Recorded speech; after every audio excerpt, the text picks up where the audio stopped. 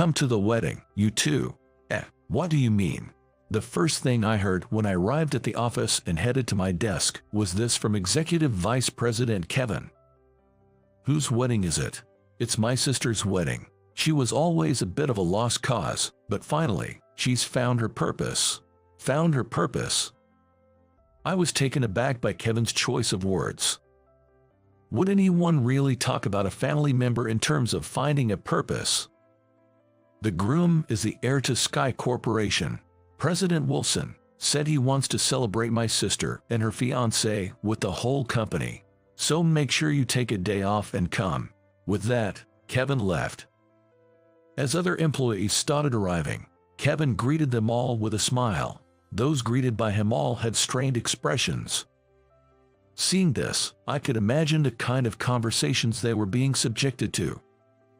Hey, Michael, what do you think about Kevin's words? Emily. The woman who whispered to me was Emily. She is my boss, and secretly my girlfriend. The reason for the secrecy? Well, Emily, you're going to Kevin's sister's wedding, right? Would you like to go with me? Hey, I can give you a ride to the venue if you want.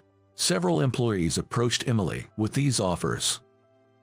They were all smitten, practically drooling over her. Emily, both capable at work and stunningly beautiful, is like the Madonna of our company. If it became known that she and I were dating, the minute the company would probably tear me apart. Thanks for the invitation. I'll be attending the wedding, but I'll go on my own, so no worries. Oh, is that so? Disappointed, the male employees dropped their shoulders and went back to work. Bad for them, but no matter how much they try, she would never accept their invitations. What are you grinning about? Caught off guard, I slapped my relaxed cheeks. Hey, let's go to the wedding together on that day. But with so many people from work attending, if they find out, if that happens, it's no big deal. If it gets awkward, you can just quit your job. I was lost for words in response to her confident statement. She always tells me I should just become a stay-at-home husband. Since I earn more and have a better career, I love my job, but that's not the case for you, right? With working feels like a strain, just follow me. We've been dating for 2 years now, so maybe it's time for some progress, don't you think? I backed away, as usual, from her strong stance. Well, let's put that discussion aside for now. I'll go to the wedding with you, all right? Great, it's settled. It'll be like scouting for our own wedding. Yeah. I tried to divert the conversation, but it didn't work very well, and I couldn't change the subject. Emily was not only excited about attending the wedding, but also about the idea of marriage itself. What's wrong? You have a problem with being with me? No, it's not that, but should I really become a stay-at-home husband like Emily says? Every time this topic comes up, I don't feel unhappy, but I do feel anxious. Why don't we just make our relationship public to everyone? I'm getting tired of keeping it a secret at the office. That's a bit. Is there a problem? No, it's not really a problem, but you're so vague. Well, regardless, we're going together to the venue. Let's meet at my place. All right then. Faced with my indecisiveness, Emily looked exasperated, but for the moment, that was the end of it, and we agreed to attend the wedding together. A few days later, an invitation to the wedding from Kevin and Deed arrived at my house. According to Emily, not only were almost all the employees being made to attend, but executives from the groom's company were also attending. It seemed like a big celebration planned by the company for Kevin's sister's wedding. It kind of seems like a political marriage rather than the couple's own choice, doesn't it? In the taxi, Emily and I discussed today's wedding side by side. It might not be far from the truth. Our company regards the groom's company as a major client. They probably want to strengthen ties through this marriage. Her words reminded me of Kevin saying that he had found a use for his sister. In this day and age, such marriages seem unbelievable, like something from the Civil War era. I couldn't help but feel sorry for her, even though it was just speculation. Well, even if that's the case, There's nothing we can do about it. Jer, it's someone else's business after all. We arrived at the venue and got out of the taxi. At that moment, a woman burst out of the venue. Please, lend me some money. I'll definitely pay you back later. As she looked back at the venue, the woman approached us and pleaded. It was surprising enough to be approached by a stranger with such a request, but that wasn't the only reason we were shocked. The woman was dressed in dirty, shabby clothes, clearly in an unusual state. Emily and I exchanged glances, unsure of what to do. What do you need the money for? I want to escape in that taxi. I don't want to go through with this marriage. Seeing the woman tearfully plead, Emily's expression turned resolute. I'm sorry, but I can't lend you money. Whatever the reason, we're strangers after all. But this is my only chance. If I don't leave now, I'll end up married to that man. We'll hear out your circumstances later. First, get in the taxi, please. The woman was stunned by Emily's words. I can't lend you money, but I can at least get in a taxi with you and find a safe place to talk. That would be involving you too much. You're already involving us by asking for help, so don't worry about that. Saying so, Emily ushered the woman and me back into the taxi we had arrived in.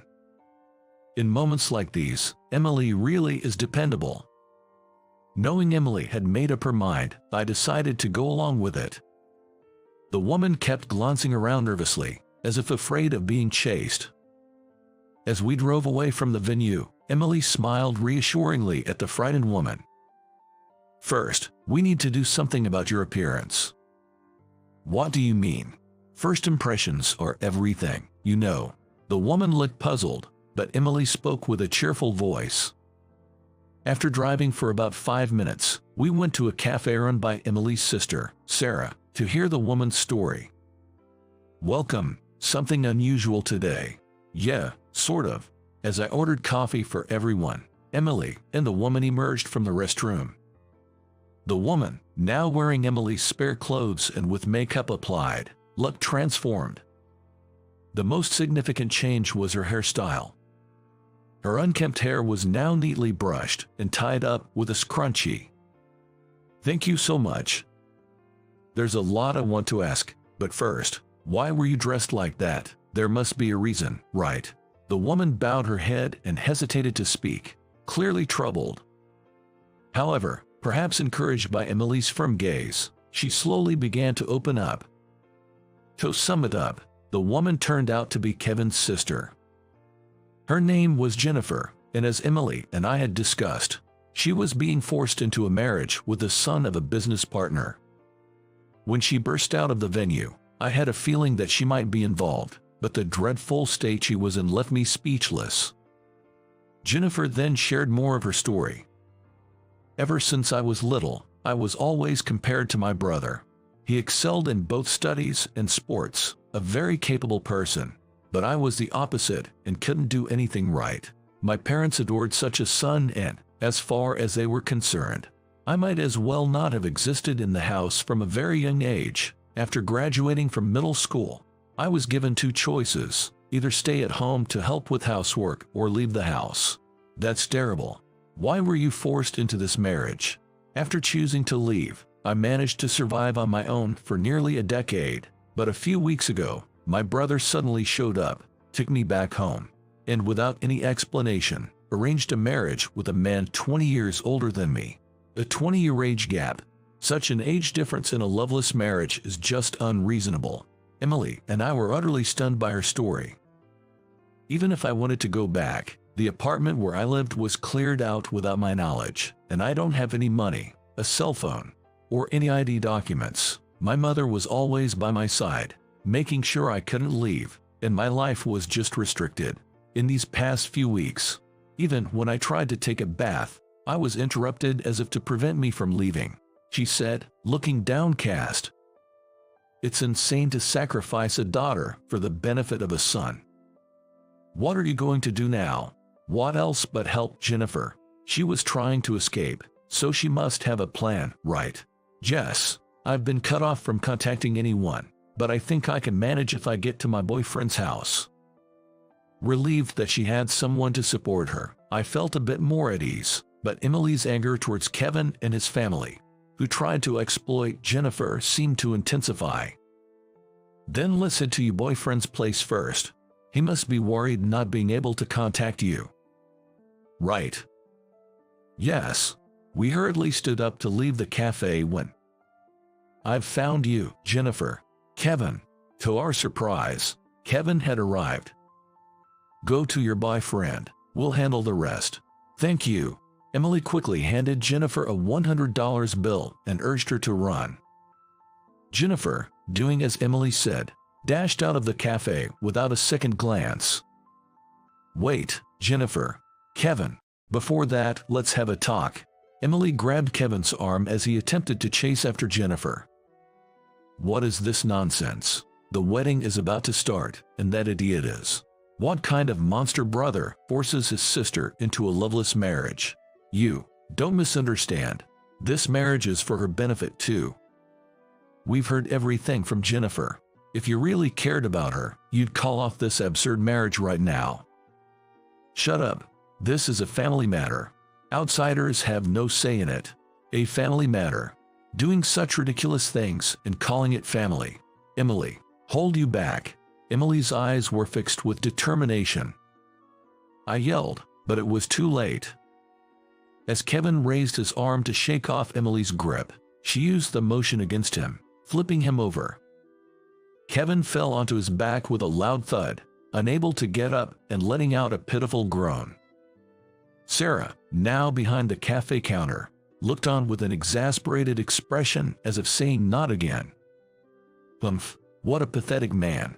Emily, who was always capable and charming, also happened to be a black belt in judo, having practiced since she was young. Actually, I fell for her when she saved me from some bullies a long time ago. Looking through the window, I saw Jennifer getting into a taxi, and I breathed a sigh of relief. Oh no, I did it again. Don't worry, we'll figure it out. I could somewhat understand Emily's feelings this time. Looking around the cafe, I noticed Sarah was on the phone. Hello, police. Please come right away. Kevin, lying on the ground, heard this and let out a laugh. You think you'll get away with this? I'm going to sue you both. Hearing Kevin's words, Emily turned pale, but Sarah quickly continued. A big man was about to attack a woman, but another woman intervened to help. The man who tried to use violence can't move right now, so please hurry. After saying that, Sarah ended the call with a decisive click. Kevin's face contorted further. You're going to make a false testimony. It's not a lie, I saw it too. Me too. I can testify that the man was trying to kidnap a girl. Customers around us started voicing their support one after another. Soon, the sound of sirens approached, and Kevin, supported by others, was taken away by the police. He kept shouting about suing us until the very last moment, but in the end, we weren't charged with any crime. What happened next was just too overwhelming to describe. Though we weren't sued, we were interrogated by the police, and at work, everyone wanted to know what had happened. But there was a happy turn of events. Jennifer's marriage was called off. Her boyfriend turned out to be the heir to a subsidiary company under our business partner. Thanks to that, everything worked out well. Kevin probably felt uncomfortable after what had happened. He resigned from the company shortly thereafter. Emily and I returned to work without any reprimand. Soon after returning, however, Emily resigned from the company. As for what she's doing now, she's busy preparing to start her own business. I'm also planning to leave the company when the time is right to support her. Emily was looking at a postcard. It was a wedding announcement from Jennifer. In the photo printed on the card, Jennifer and her partner looked blissfully happy. If Emily hadn't decided to help her that day, we probably wouldn't have seen such a smile. It made me realize just how much I'm in love with Emily's compassionate nature. Hey, Emily, I have a present for you. What is it? As she turned around, I presented her with a ring case. I may be unreliable, but I want to support you. Will you marry me? She widened her eyes in surprise, then nodded vigorously. Yes, I'd be honored. Her smile was dazzling. Protecting this smile, even if it means becoming a house husband, might not be so bad. And so, I vowed to support her for the rest of my life.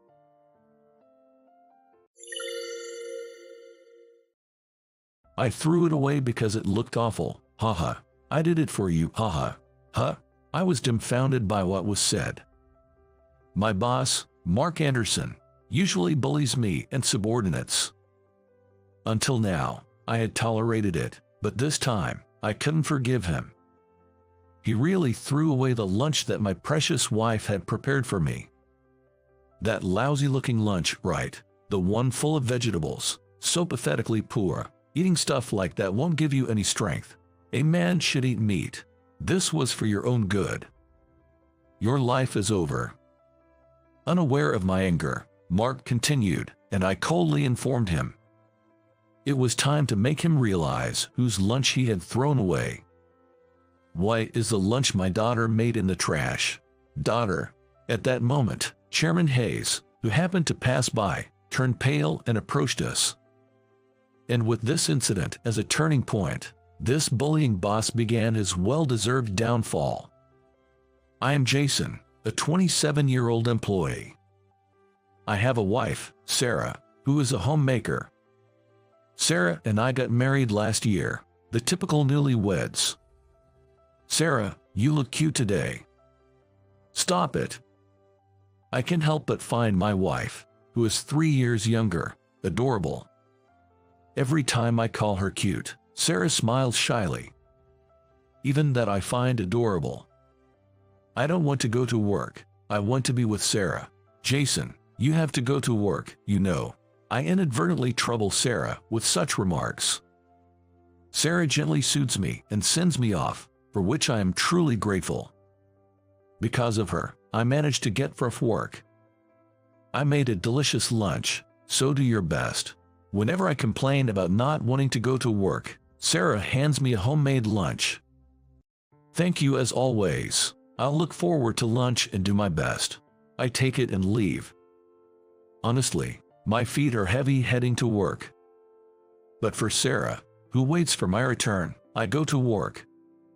In fact, I had a concern that I hadn't yet shared with my wife Sarah. If you have time to talk nonsense, get to work. All you guys are good for is working. The newly assigned Mark, with his sarcasm and harassment, has created the worst atmosphere in the department. Dumping his own work on subordinates was a matter of course. He would impose unreasonable tasks and then shout, "Too slow, you're dumb, can't you do anything right?" The relentless harassment was causing physical and mental distress among the employees. Everyone was on edge because of Mark's daily yelling. In such an atmosphere, we all were becoming increasingly exhausted. Jason, come here. It seemed today's target was me. I was about to be irrationally scolded by Mark. Jason, why haven't you prepared the materials for today's meeting? I was suddenly yelled at by Mark, taken aback. Meeting materials. What was he talking about? I haven't received any instructions to prepare such materials. Besides, I hadn't even heard about a meeting today. Being proactive is the basic principle of a working professional. Upon telling him the facts, he started spouting nonsense. Being proactive, if he thinks so, why couldn't he prepare it himself? How am I supposed to prepare for a meeting I didn't even know existed? Have the materials ready for the meeting starting at 1:30 p.m. So he said, and I checked the time. It was around 11 a.m. now. Looks like I would have to skip lunch break to get this work done. Reluctantly, I started working on the materials. This meeting required past documents, so I gathered what I needed and secluded myself in the records room. At 12:30 p.m., during lunch break, I thought I could just make it in time and return to my desk. What? It's gone. Why? But my precious lunch was missing. I searched in my bag, on my desk, and the surrounding area, but the lunch was nowhere to be found. I definitely received it in the morning and came to work with it, so it couldn't just disappear. What are you looking around for, Jason? There was Mark, smirking as he approached me. Have you finished preparing the documents? I've gathered all the necessary materials, so I just need to put them together. Seemingly dissatisfied with my response, Mark clicked his tongue but soon smirked again. Looking for something? My lunchbox is missing, I answered honestly when he asked. Oh, that. I threw it away. What? I threw it away because it looked awful. I did it for you. Huh? I involuntarily raised my voice in disbelief. What did he just say?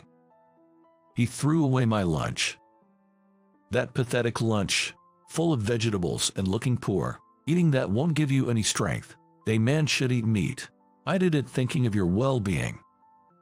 Mark began smirking as he spoke. I was so angry I felt like I could explode. I could feel my clenched fists trembling. Your life is over. Huh? It was then, as I coldly confronted Mark, that someone interrupted. Excuse me for a moment. Oh, Chairman Hayes. Chairman Hayes walked in at that moment. His face was ashen, and he was holding a wrapped item in his hand. I recognized the wrapping. It was the wrap for the lunchbox I had brought. That's my lunchbox. Thank you. Where did you find it? I asked as I received the lunchbox. It was in the trash can in the hallway. He really threw it away. Upon hearing Chairman Hayes' answer, I looked at Mark. Well, Mark's face turned pale at the arrival of Chairman Hayes, but he tried to cover it up with a forced smile. Did you, by any chance, throw away Jason's lunch? For what reason? Jason always brings his lunch, but it always looked unappetizing, so I was worried. I thought it would be terrible if he fell eating such food. It's unfortunate if someone is bad at cooking, but it's better to make a lunch that looks more appealing. It was out of kindness, you see. Mark tried to justify his actions. Unappetizing, bad at cooking, such words reignited the anger I had been trying to suppress. It seemed Chairman Hayes felt the same way. As I was about to speak in anger, Chairman Hayes gestured for me to be quiet and began speaking calmly. It seems you have a sophisticated hobby of peeking into others' lunches and criticizing them. Chairman Hayes coldly uttered his sarcastic remark. Mark grimaced in response. He always eats it so proudly, it's hard not to notice. I would brag too, if my beautiful, lovely, and wonderful wife woke up early in the morning to make me such a lunch. I found myself reflexively responding to Mark's words. That's how much I treasure Sarah. Be quiet, Chairman Hayes said, smiling wryly, signaling me to stop. Yes, sorry. I apologized internally, and then Chairman Hayes turned his gaze back to Mark. What about Jason's lunch made you think it looked unappetizing? Little meat, mostly vegetables, the rice was brown, and it looked messy. Mark responded disparagingly to Chairman Hayes' inquiry. If Chairman Hayes hadn't been there, I might have punched him. I see. Then let me make something clear. Make clear? Mark looked confused. He was obviously unaware that he had made an enemy of a significant person. The person who gets up early in the morning to make this lunch with all her effort is my daughter. Jason is my daughter's husband. Why is my daughter's lunch in the trash? Daughter. Mark stood dumbfounded as the truth was revealed. It's Sarah. I'm starting work here from today. Hello, I look forward to working with you. I met my wife Sarah when she joined the company. As a new employee, she began working without revealing she was the chairman's daughter. I was assigned to be her mentor. Sarah, you're quick to learn. Is that so? Thank you. I took good care of her, not just as a mentor but as a senior colleague. Sarah was a capable new employee and soon needed little help. Then, one time, Sarah made a mistake at work. This is my fault for not supervising properly. I apologize. I apologized alongside her and worked hard to rectify the mistake. Eventually, we managed to fix it and celebrated our hard work. Jason, I'm really sorry for this time. It's okay. Everyone makes mistakes as a new employee. Just be careful not to repeat the same mistake.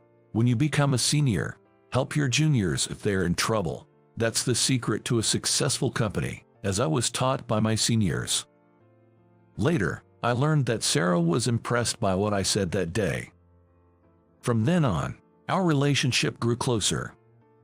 Sarah, about this copy. Yes, what about it? It looks like you got the front and back mixed up. The paper came out blank.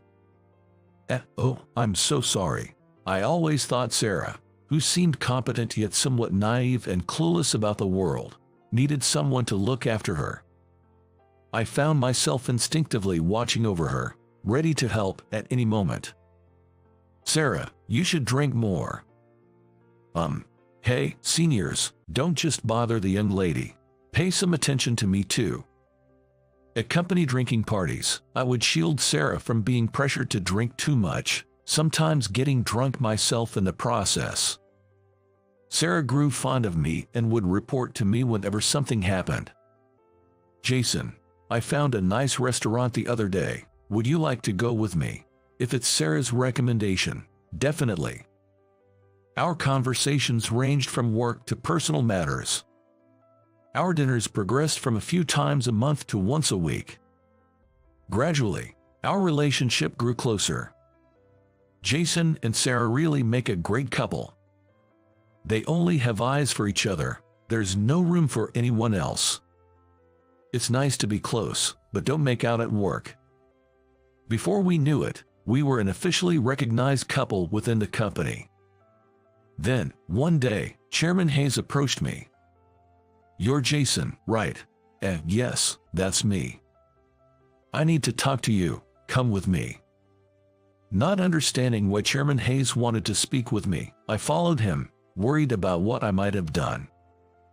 Dad. I looked in the direction of the voice and saw Sarah. Dad, what's going on? Do you need something from Jason?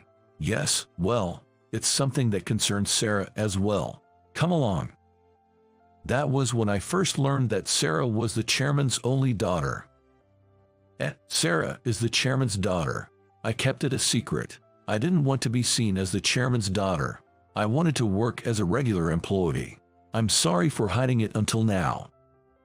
She had apparently gone through the interview process without revealing her identity as the chairman's daughter. And thus, she was hired as Sarah and assigned to my department.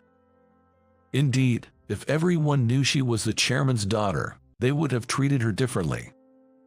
I might have also cared for her in a different way. Sarah is an excellent employee who delivers results in her work, regardless of being the chairman's daughter. Really?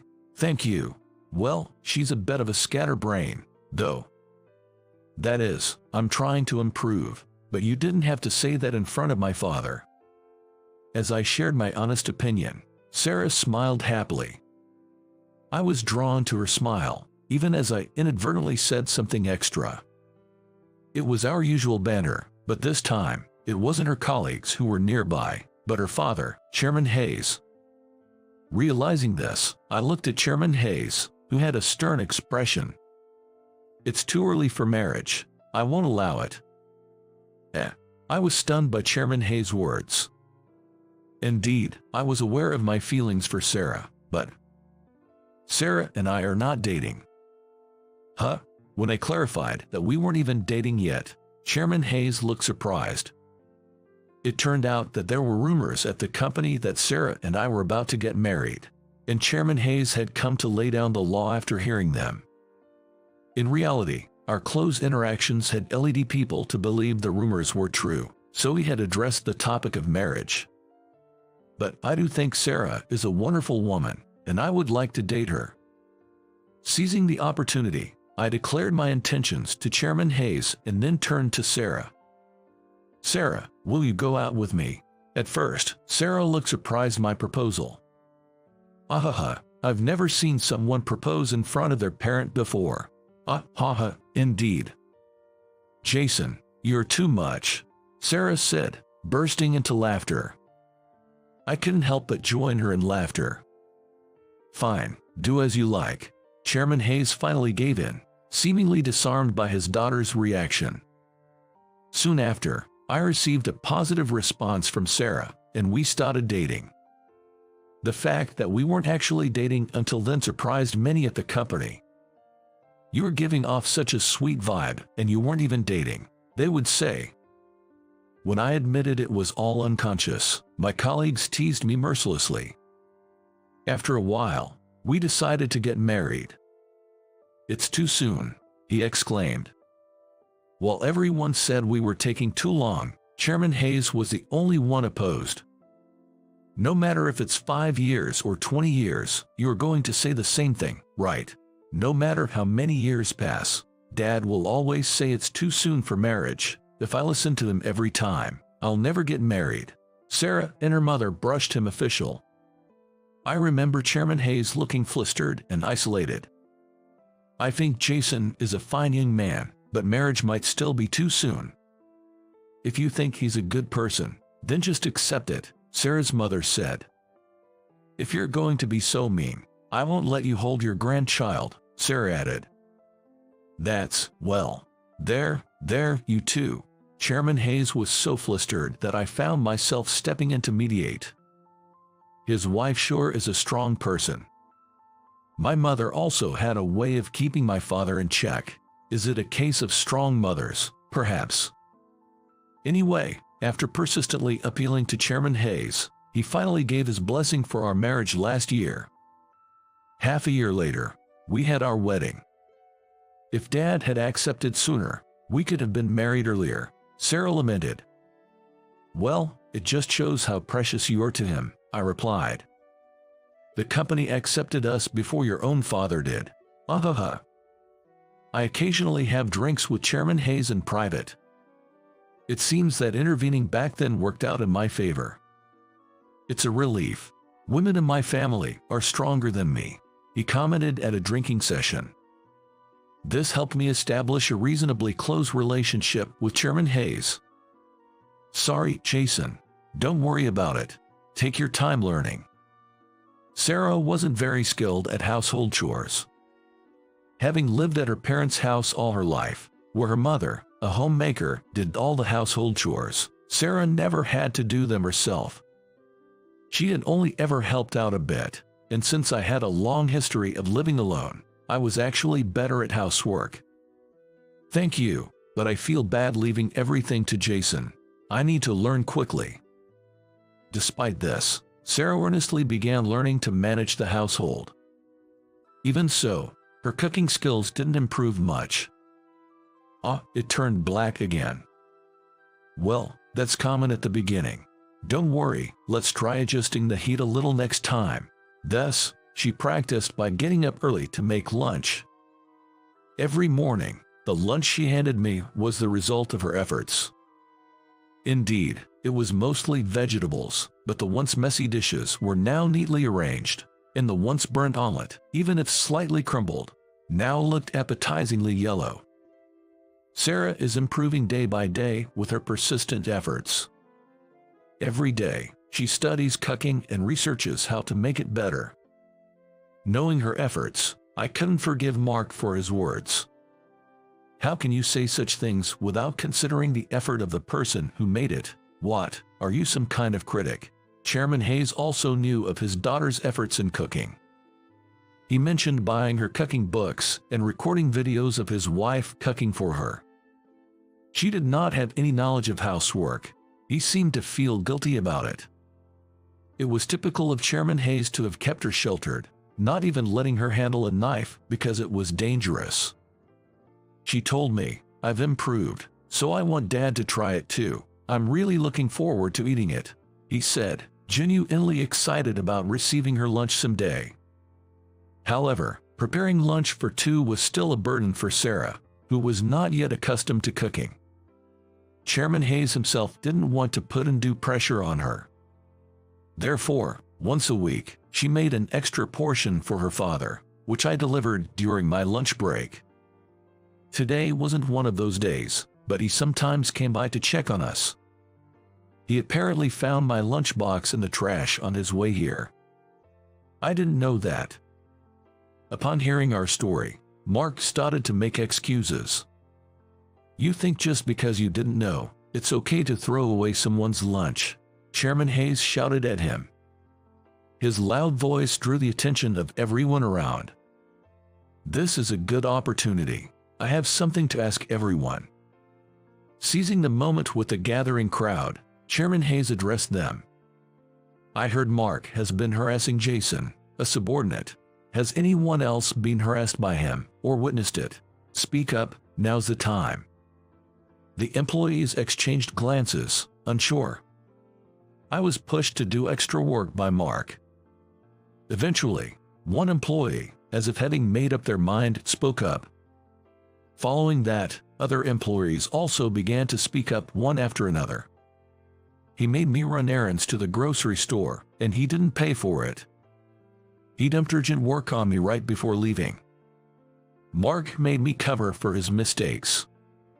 One after another, Mark's wrongdoings came to light.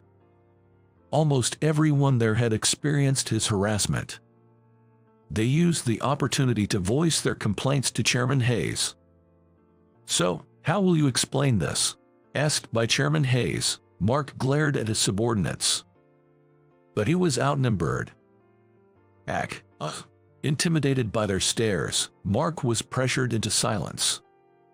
I, too, glared at him.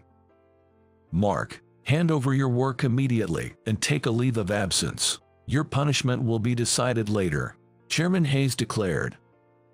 Mark knelt down on the spot, utterly dumbfounded, hanging his head in defeat. No one approached or spoke to him in that moment. Afterward, he left the scene as if his soul had departed from him. I picked up the lunchbox that had been thrown in the trash. Fortunately, the lunchbox, wrapped in a cloth, wasn't dirty. Relieved, I sat at my desk and opened the lunchbox. Let's eat. And I began to eat. Jason, Chairman Hayes and the other employees looked at me in surprise. I smiled at everyone. It's fine. I don't want to waste what my wife made because of such nonsense. With that, I continued eating my lunch. Yes, the lunch Sarah had worked hard to make was truly delicious. Ha ha ha, you really are something. Chairman Hayes watched me with a smile. His smile seemed to spread to the other employees, as they too chuckled softly. Welcome home, Jason. Yeah, I'm back. When I got home, Sarah greeted me with a smile. I heard you had a tough day, well done. You know about it. I was a bit surprised at her remark. Your father called and told me everything. Thank you for eating the lunch. According to Sarah, Chairman Hayes had called her and explained everything. About Mark, and how I ate the lunch that was once thrown away. And that he said, you married a good manual. I was taken aback by those words. Chairman Hayes, a man shy of praise, would never say such things directly to me. That's great. Well, yeah. I couldn't hide my joy at receiving such rare praise from my father-in-law. I hope he's starting to recognize me a bit. I placed my hand on Sarah's belly. I need to work hard as a father too. And I muttered to myself. There was a tiny life growing inside Sarah's belly. In fact, we were expecting twins. She had severe morning sickness and was at risk of a miscarriage, so she had quit her job. Mark had been assigned to the company after she had resigned. Now in the stable period, she wanted to move her body and was actively doing housework. I worry about her, but I also believe it's important not to be overly protective, so I let her do things her way. Thank you, as always, Sarah. I'm the one who should be thanking you. I'm truly grateful to my wife for making lunches every day, especially considering her condition during pregnancy. When I express my gratitude, Sarah responds with a smile. Her cooking skills are still a bit shaky, but they're improving. Ah, what happened, Sarah? I think I got the water ratio wrong. The rice is all mushy. Ahaha, we could cook it again, but let's make it into a porridge this time. Sometimes she still gets the rice-water ratio wrong. After dinner, we enjoy a quiet, peaceful time together. I wonder how much cuter they will be when they are born, considering how adorable they are now. As I laugh, Sarah laughs too. It's going to be tough, but that also means twice the cuteness and happiness. Twice the fun and joy too. We talked about various things for our future. I thought it was a very happy time. I believe our future will surely be a happy one. Meanwhile, Mark faced a grim fate. After the incident, Mark was judged to be malevolent and demoted to a branch office. That branch was rumored to have a heavy workload, and he had to start new from the bottom. But since he had always dumped his work on his subordinates, he was nearly incompetent himself. He resigned after being weakened mentally by daily scolding from a younger boss and by the intense workload. The mistreatment he had meted out to his subordinates came back to haunt him. It was a fitting example of reaping what you sow. Chairman Hayes was determined to prevent Mark from ever facing us again, so I'll likely never see him again. Incidentally, I was appointed to fill the now vacant managerial position. If Jason is the boss, we can feel secure. Ahaha, thank you, I'll do my best. I plan to take lessons from Mark's example and cherish my subordinates. With his departure, the atmosphere in the department improved significantly. Everyone could work more energetically, without fear. However, I'm now in a position of responsibility. There is a weight to it, but I can overcome it thanks to Sarah's lunches, which she prepares while waiting for my return. Sarah, you did so well. We have cute and healthy twins. Time passed, and Sarah safely gave birth to twins. They were a boy and a girl, both incredibly cute. Both sets of grandparents came to celebrate the birth. Both are so cute. Absolutely. My parents complimented how cute the twins were and comforted Sarah. They also advised me to support Sarah firmly. Adorable, adorable. Really, you. Chairman Hayes was completely enamored with his grandchildren. His wife, while comforting Sarah, had a bittersweet smile on her face. Dad, Sarah seemed a bit overwhelmed by her father's reaction. I smiled, feeling blissful amidst my happy family.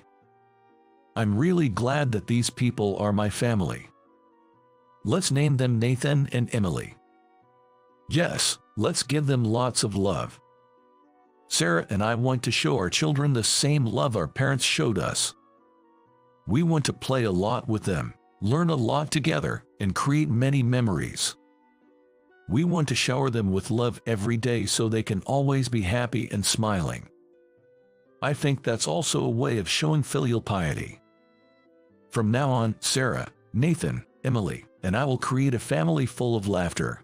Just like our parents and in-laws showered us with love, we will pour our love into these children. As I say this, our parents nod with smiles. I can truly feel how happy I am right now. I want to firmly protect this happiness. When I go to work, everyone congratulates me. When I inadvertently show them photos of the kids, everyone says how cute they are. Don't brag about their cuteness at work, okay? Yeah, especially since Mark left, you've been bragging about how cute your wife is. I'm sorry about that, I reply with a wry smile. Right, I should restrain myself from now on. With Mark gone, the atmosphere became warm enough to joke around. In this environment, I'll work hard for Sarah and our 2 children. I'm home. Welcome back. Returning home, I'm greeted by the three of them. At home, I'm actively involved in child care. Taking care of twins is indeed twice as hard. But the joy is also double. During the day, both Sarah's mother and my mother often come to help. We're really grateful for their help. That's true, but as a dad, I need to take care of them too. Don't overdo it. You're working hard too. Don't overdo it yourself, Sarah. We chat like this while changing diapers. As a couple, we need to work together. By the way, our fathers are also helping out a lot.